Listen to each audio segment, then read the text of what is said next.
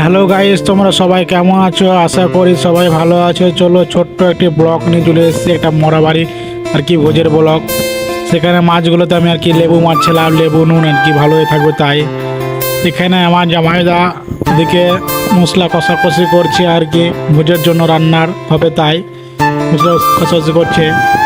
অবশ্যই ভিডিওটি ভালো লাগলে অবশ্যই লাইক করো, আর চ্যানেলটা নতুন হয়ে থাকলে অবশ্যই চ্যানেলটা পাশে সাবস্ক্রাইব করে পাশে থেকো। চলো আজকে মাছ কাটিংগুলো কী করে করছে দেখো। এইসব মাছগুলো নিয়ে আসা হয়েছে আর কি আমাদের রুই জঙ্গিপুর আড়ত থেকে।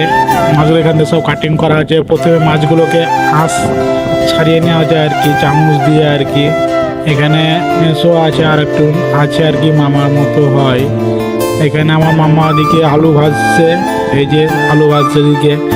আমরা একটু লজের মধ্যে আছি, লজের ভিতরে এটা দেখো, লজের ভিতরে কেমন কি। এই যে মাছ কাটিং করার জন্য মাছ কাটিং করছে আর কি সবাই। দেখো আস্তে আস্তে মাছ কাটিং করছে আর কি, মাঝে লেজের পাংখাগুলো কাটছে এরকম করে।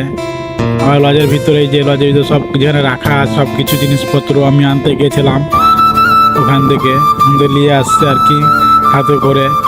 তারপর নিয়ে এসে এখানে দিচ্ছে, আর মামা এদিকে আলু ভাজছে। আমার জামাইদা দেখো ওখানে মাছ কাটিং করে দিচ্ছে আর কি, পিসগুলো আর কি কী করে পিস করতে হয় ওই জন্য পিস করে দিচ্ছে। দেখো ভিডিওটি অবশ্যই ভালো লাগলে লাইক করো, আর চ্যানেলে প্লিজ সবাই সাবস্ক্রাইব করো, একটু সবাই সাপোর্ট করো প্লিজ।